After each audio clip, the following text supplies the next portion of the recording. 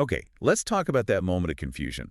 You've been diligent, you bought the premium vitamin D, you take it every single day, and yet you still sometimes feel like you're fueled by old dishwater. Right. And even weirder, maybe you get these random muscle twitches or strange heart palpitations. Often when you first wake up, you think, what gives? I'm doing the right thing. It's the ultimate health mystery, isn't it? That sense of frustration. And those random symptoms, they are not random at all. No. No, they are the chemical shriek of your body trying desperately to process what you just gave it. That's where we're headed. We're doing a deep dive into the whole system that is vitamin D, because it is not just a vitamin. Oh, not at all. It's a fundamental powerhouse, a genetic superstar involved in governing over 10% of all your human genetics. Which is why getting it wrong is such a massive waste of energy and money. Exactly. So we're going to unpack the common beliefs that turn this genetic superstar into, well, a lazy couch potato inside your body. It's all about the essential crew it needs to do its job. Okay, let's unpack this. We're starting with what we call the cofactor conspiracy. This idea that D doesn't work alone. It needs an entourage. Absolutely. Think of vitamin D as a high-powered sports car. You've filled the tank, but the engine won't even start without the right key and the right oil. Okay. So first, the basics. D is fat-soluble. If you're taking it, pair it with some fat olive oil, avocado, MCT oil, whatever. But the real failure lies in ignoring its essential sidekicks. And the most important sidekick, mistake number one, ignoring magnesium. You call it the gatekeeper. A gatekeeper, because vitamin D absolutely will not work without enough magnesium. It's a non-negotiable chemical requirement. So what happens? What's the process there? Well, magnesium is the second most abundant nutrient in the body, involved in over 300 different enzyme processes. So if you take vitamin D without it, your body wants to use that D, so it performs a chemical stick-up. A stick-up. It has to pull existing magnesium from its emergency reserves. And if you were already on the low end, which, I mean, studies show most of us are, No. you instantly go from low to really low. That's it. And that sudden drastic depletion of your reserves, that's what triggers those highly inconvenient symptoms we mentioned. The nausea, the muscle cramps, those strange heart flutters, or the headaches. Exactly. It's vitamin D robbing Peter to pay Paul, and Peter is your nervous system. Okay, a critical point here.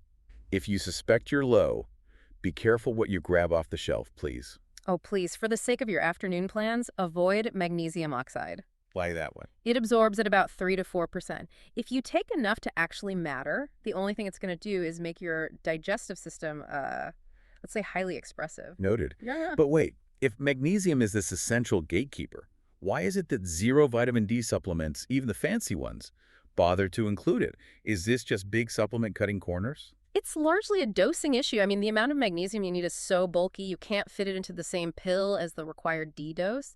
The capsule would be the size of a jawbreaker. So you have to take it separately. You have to. We recommend easily absorbed forms like magnesium glycinate. Take it in the evening. It's great for sleep. Or magnesium citrate. Gatekeeper secured. Let's move to mistake number 2, ignoring vitamin K2, the traffic cop. K2 is crucial, and this one is all about safety.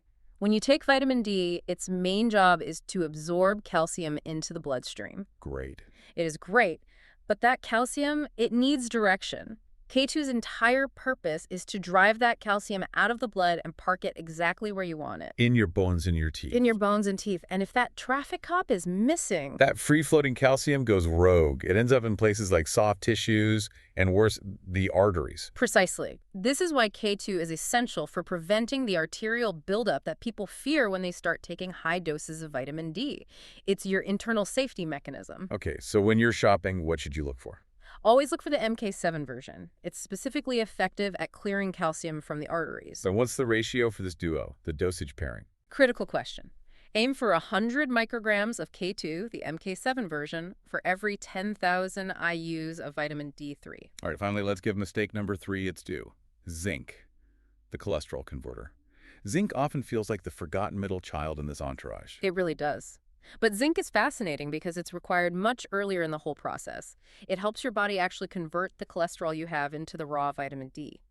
So if your zinc is low, you're hobbling the entire conversion process before the D even makes it to the bloodstream. You've crippled it from the start. And, knowing that zinc is also a cofactor for all sex hormones. So running low on this affects multiple foundational systems. It's not just a vitamin D problem, it's a systemic weakness. It is. It's doing double duty. For the pairing, aim for about 20 milligrams of zinc for every 10,000 IUs of D3. Okay, so we've got the full crew, magnesium, K2, and zinc on board. But even the best crew can't perform if they're only handed a teaspoon of fuel. Which brings us to our next section, which is all about dosing. Mistake number 4, the insufficient dose. Yes. You look at the typical recommended daily dose printed on most labels, 600 or 800 IUs. Frankly, that dose is practically useless. It's not going to move the needle on a real deficiency. I think this is where the average person starts to feel cynical. We've been told for years that 800 IUs is enough. What does the data actually suggest? The data suggests you need to aim much higher. Daily D3 intake, especially if you live north of the tropics, should be at least 6,000 to 10,000 IUs. 10,000. 10,000. Pioneers in this field, guys who've studied this for decades, they personally recommend 10,000 IUs every single day. That's the engine size we need for that sports car analogy to hold up. Which naturally leads us to mistake number 5, the toxicity panic.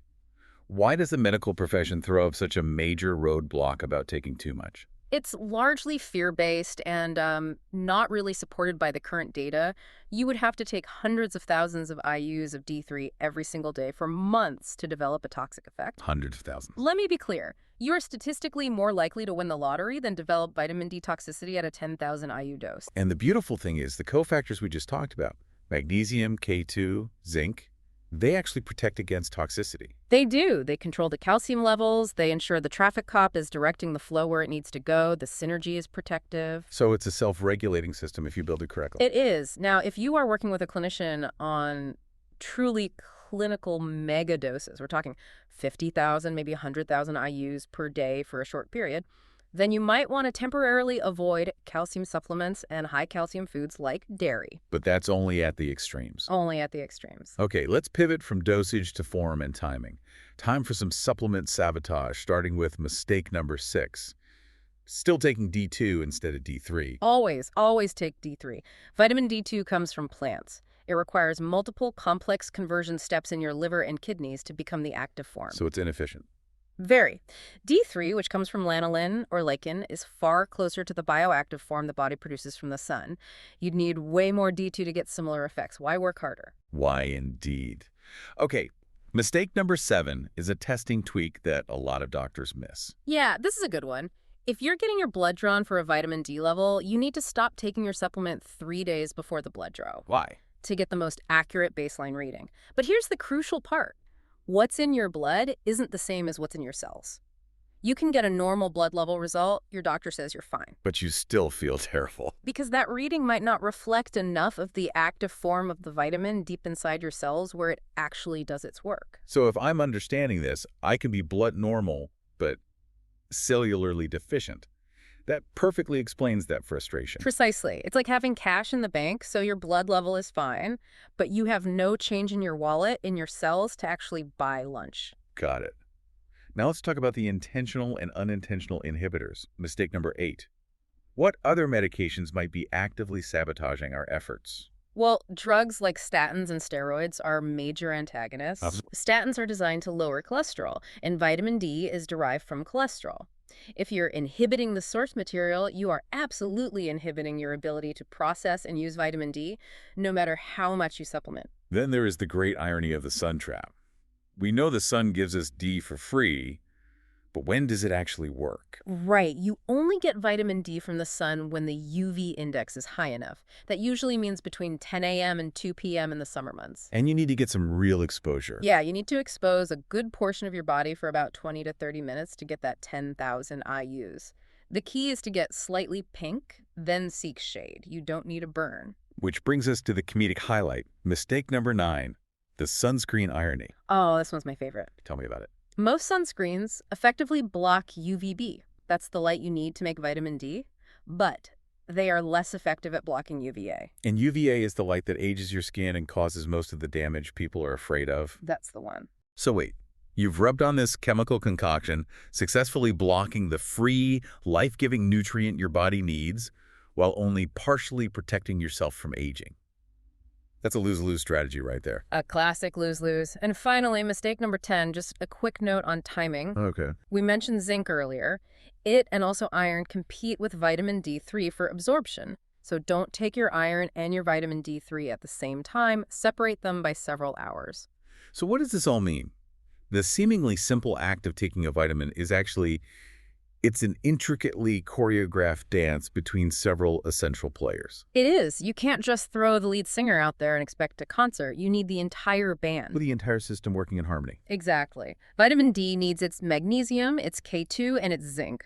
It needs the right D3 form, a high enough dose to matter, and careful timing. If you're getting those odd cramps or palpitations, it's probably not the D that's the problem. It's the missing gatekeeper. It's the missing gatekeeper. We have to stop treating our supplements like guessing games and start treating them like complex chemical equations. So if something as common as vitamin D nutrient we can get for free from the sky requires this much specific knowledge, I mean, cofactors, dose, timing, how many other simple things are we taking completely wrong? What else is your body currently stealing from its reserves just to make things function? Something to think about.